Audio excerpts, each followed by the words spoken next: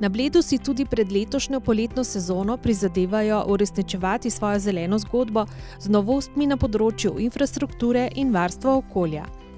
Pomembna novost je tako od letošnjega leta sistem usmerjevalnih tabel o zasedenosti parkirišč, ki bo obiskovalcem že ob prihodu na Bled močno olajšal iskanje prostih parkirnih mest.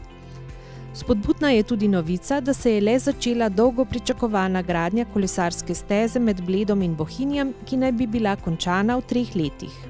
Končno smo prišli do tega, da je zakopal buldožer v prvi del te povezave, se pravi od Močkovca do Bohinjske Bele, potem gre pot naprej skozi Bohinjsko Belo in Obrne in tam pri priključku na državno cesto ta kolesarska prečka gre po drugi stran in tam, kjer je v Soteski najožje, tam bo konzolno vpeta v železniško progo. K urejenosti v bližini jezera so prispevale tudi Slovenske železnice, ki so uredile prostor ob glavni blejski postaji. Nekaj olajšanja bo lokalnim prebivalcem tako prinesla tudi zapora ceste med železniško postajo in Zako. Julija pa avgusta pa menimo, da kar vsak dan, ponoči bo odprta zaradi dostav in tega večji del tega manj frekventnega dneva, drugače bo pa z rezervacijami za kemping in smo to uskladili z uporabniki in lastniki, s domačini tam, da se tudi tukaj zmanjša promet. Je pa dobra novica zraven še ta, da je končno železnica tudi spoznala, da je neumna, bo pomembno zemljišče, kot je na Bledu ob železniški postaji Bled jezero, rabiti za nakladanje hlodovine in to voziti kot se je Bled, ampak so to zdaj predstavili na Bohinjsko Belo in tukaj je uredili parkirišče, kjer bo spet zdaj prišel lepo po severni obvoznici, po Golodvorski, tam boš avto pustil, imaš seveda si skoraj ob jezeru in nobenega ne motiš. V turizmu Bled so z letošnjimi rezultati zadovoljni, saj so v prvih 3 mesecih ustvarili 100.000 nočitev. Tomaž Rogelj pa poudarja, da bodo v prihodnje predvsem izvajali ukrepe za čim boljše sobivanje obiskovalcev in lokalnih prebivalcev. Letošnja novost je med drugim tudi kartica mobilnosti. Odločili smo se, da v sredje postavimo mobilnost. To se pravi, da bi gostje, ki so tukaj, da jim omogočimo, da dosežejo vse te zanimive kotičke na destinaciji z javnim prevozom. In zato smo se odločili, da jim brezplačno ponudimo prevoz z šatlom. To je avtobus, ki povezuje naselja tukaj na Bledu. Če je bilo v letu 2018 en avtobus, bomo v letošnjem letu imeli 2 avtobusa in 2 linije, to se pravi, podvojujemo ta obseg zaradi dobrih izkušenj. Poleg tega jim bomo pa ponudili tudi prevoz na stražo žičnico, naša kolesa, ki jih imamo v turizmu Bled, in pa tudi uporabo Greenwaysa.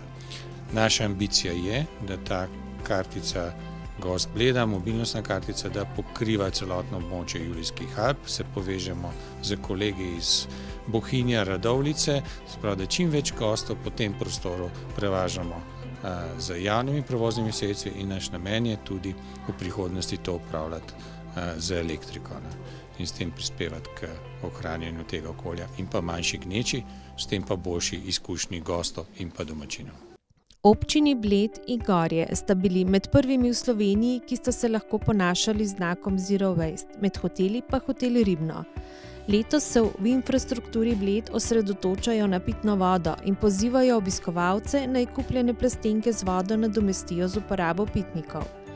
Voda je, kot zagotavlja Janez Resman, direktor infrastrukture Bled pitna, saj izvajajo redne meritve o njeni kakovosti. V skladu z vso zakonodajo in z vsemi uredbami izvajamo redni monitoring nad kvaliteto pitne vode na Bledu, tako da seveda letno mi vzamemo okrog 200 vzorcev, čeprav bi nam bilo zadosti že 12. Tako da mi pa še dodatno vzorčimo in spremljamo, kaj se dogaja. Dr. Jan Bizjak je s svojo ekipo z infrastrukture Bled letos poskrbel za novo prebujanje blejskih parkov in krožišč, za nasaditev spomladanskega cvetja, skrbno ter strokovno obrezovanje drevja in posaditev novega mladega drevja.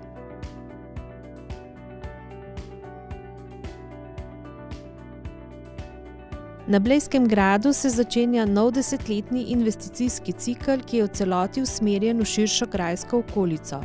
Z gradnjo težko pričakovanega dvigala naj bi tako začeli konec leta 2020. Gre za izjemno zahteven poseg, in zaradi tega so seveda potrebni vsi ustrezni postopki in dokumentacija, za tako zadevo.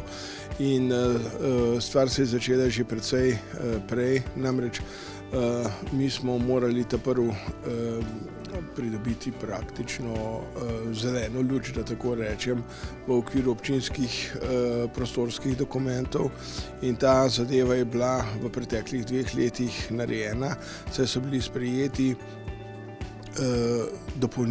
so bile sprejete dopolnila k občinskemu prostorskemu načrtu, ki obravnava celotno področje razširjenega grajskega kompleksa, s katerim se ukvarjamo. To pomeni tudi parkirišča, ki jih bomo začeli v kratkem graditi, in seveda v nadaljevanju tudi Mrakovo domačijo in v nadaljevanju tudi dvigalo. No, kar se tiče dvigala, je bila v okviru preverbe različnih možnosti, v okviru teh obravnave strokovnih podlag je bila kot edina sprejemljiva in ustrezna, glede na vse okoliščine, glede na vsa soglasja in glede na vse zaščite, ki grad praktično ima, je bila sprejeta tista, ki govori o tem, da se bo praktično vrtalo v grajsko skalo, in potem s pomočjo dvigala bo obiskovalec vstopil direktno na zgornjo teraso gradu. Mi smo v tem smislu potem že v teku lanske prenove naredili prve raziskave, in sicer smo vrtali po trasi tega vrtanja, smo naredili že približno 80 metrov, 30 višinskih in 50 horizontalnih metrov vrtanja in raziskave, in analize kažejo, da problematičnost, neke velike problematike ni, da gre za čvrsto kamnino. Seveda bo pa ta zadeva v veliko pomoč načrtovalcem. No, kar se tiče načrtovanja gradu, pa načrtovanja projektov za izgradnjo tega dvigala, bomo pa vso zadevo konkretno začeli v naslednjem tednu, ko smo dogovorjeni za začetek postopka javnega izbora izdelovalcev projektov, za katere smatram, da bojo ob tem, da je večina elementov že definiranih, da bodo lahko pripeljali ta projekt do gradbenega dovoljenja tam nekje do poletja naslednjega leta. Jaz mislim, da moramo biti optimisti, res se zadevo ukvarjamo že toliko časa, vendar vse te postopki so bili potrebni. Sedaj, ko smo pa na začetku teh aktivnosti, pa upam, da se bomo v teku naslednjega leta pa že pogovarjali tudi o razpisu za izvedbo. Tako da, če smo skrajni optimisti, morda lahko govorimo o realizaciji v drugi polovici leta 2021, sicer pa v letu 2022. Sicer pa v tem času poteka urejanje okolice gradu, hkrati pa potekajo obsežna arheološka izkopavanja. Strokovnjaki so našli nekaj izjemnih najdb. Grajski park naj bi bil urejen do konca junija.